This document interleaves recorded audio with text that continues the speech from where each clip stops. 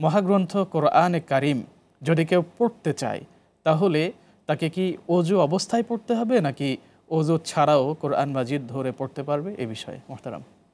আলহামদুলিল্লাহ, এই ব্যাপারে কথা হলো যে কোরআন শরীফ ওযু ছাড়াও পড়া যাবে, কিন্তু আপনি যখন ধরতে যাবেন, স্পর্শ করতে যাবেন, তখন 50%-এর অধিক অন্য ভাষার হতে হবে অনুবাদ, মানে ম্যাক্সিমাম হতে হবে অন্য ভাষার শব্দ, কোরআনের চেয়েও বেশি, আরবি ভাষার চেয়েও বেশি।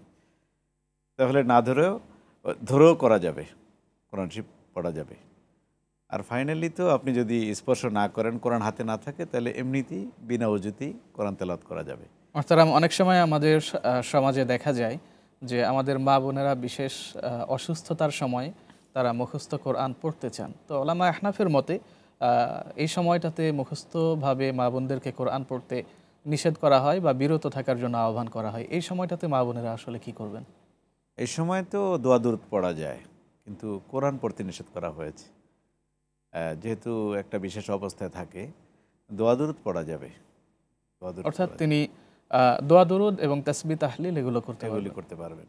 মোহতারাম, যখন মা বোনেরা বিশেষ করে সন্তান জন্ম নিয়েছেন, এমতো অবস্থায় মাহে রমাদান ও সন্নিকটে, অর্থাৎ দেখা গেল রমাদানের এক সপ্তাহ পূর্বে বা একদিন পূর্বে বা 10 দিন পূর্বে সন্তান জন্মগ্রহণ করেছে, তো এক্ষেত্রে তিনি মাহে রমাদানে রোজা সম্পন্ন করতে পারেননি, তাহলে এই রোজা কি আল্লাহ তাআলা তাকে মাফ করে দিয়েছেন নাকি পরবর্তীতে আবার রাখতে হবে? না, উনি পরবর্তীতে রেখে দিবেন, পরবর্তীতে রেখে দেন। নামাজ যেহেতু আল্লাহ তাআলা ক্ষমা করে দিয়েছেন, রোজার ব্যাপারে ক্ষমার আদেশ আছে এটা তো আসলে মাফ করা হয়েছে, কিন্তু ইচ্ছা করলে তিনি মানে ক্ষতিপূরণের জন্য করতে পারেন, এটা তার জন্যে মানে আল্লাহ মাফ করে দিয়েছেন, যেটা একটা ন্যাচারাল একটা বিষয়। আর আপনি তো জানেন যে ইউরিদুল্লাহ বিকুমুল ইউসরা ওয়ালা ইউরিদু বিকুমুল উসরা, আল্লাহ তাআলা তোমাদের জন্য সব কিছু সহজ করতে চান, কোনো কিছু কঠিন করতে চান না। বিধায় এটা একেবারেই একটা এসেনশিয়াল বিষয় যে মা একটা সন্তান প্রসব করেছে এবং এই 40 দিন তো আমরা জানি যে তার জন্য সব কিছু মাফ। তো বিধায় আর মুসাফিরের জন্য এই সুযোগ আছে যে সে রোজা না রেখে অন্য সময় আদায় করতে পারবে, কিন্তু মায়েদের এই ব্যাপারটা কিন্তু অন্য সময় করার দরকার নেই। এটার মোহতারাম, আবু নাইম অনলাইনে লিখে পাঠিয়েছেন যে ব্রাহ্মণবাড়িয়া থেকে আসার পথে ঢাকায় যখন ফিরি, ট্রেনের টিকিট না করেই ঢাকায় ফিরছিলাম এবং পরবর্তীতে টিকিট করা হয়নি। এখন এই টাকা কি আমি কোথাও দান করে দিব নাকি নতুন করে টিকিট ক্রয় করব? আসলে নিয়ম তো হলো যে টিকিট করেই যাতায়াত করা, কারণ আমি তো এটা ফাঁকি দিতে পারি না।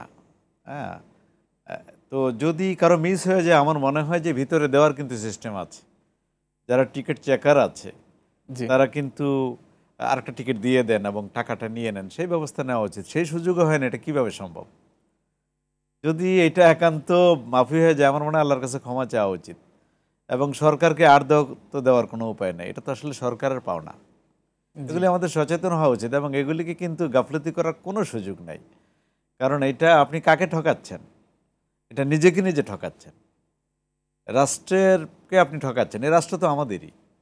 এগুলির ব্যাপারে সিরিয়াস হওয়া দরকার। আমাদের মানুষও দেখা যায় নামাজের ব্যাপারে, রোজার ব্যাপারে যত সিরিয়াস, এইসব মানে আমানতের ব্যাপারে, রাষ্ট্রীয় সম্পদকে রক্ষা করার ব্যাপারে, এগুলির ব্যাপারে আমরা সিরিয়াস না। এগুলি যে আমাদের ধর্মের অংশ, এই ব্যাপারটা কিন্তু আমরা অবলীলায় ভুলে যাই। এগুলি সিরিয়াসলি আপনি জনগণকে ঠকাতে পারেন না। এটা 18 কোটি মানুষের সম্পদ, আপনি 18 কোটি মানুষকে ঠকিয়েছেন। এই জন্য দ্বিতীয় অপশন তো ছিল যে যখন টিকিট চেকার আসছে তখন আপনি তাকে টাকাটা দিয়ে দেন, নতুন করে টিকিট নেন।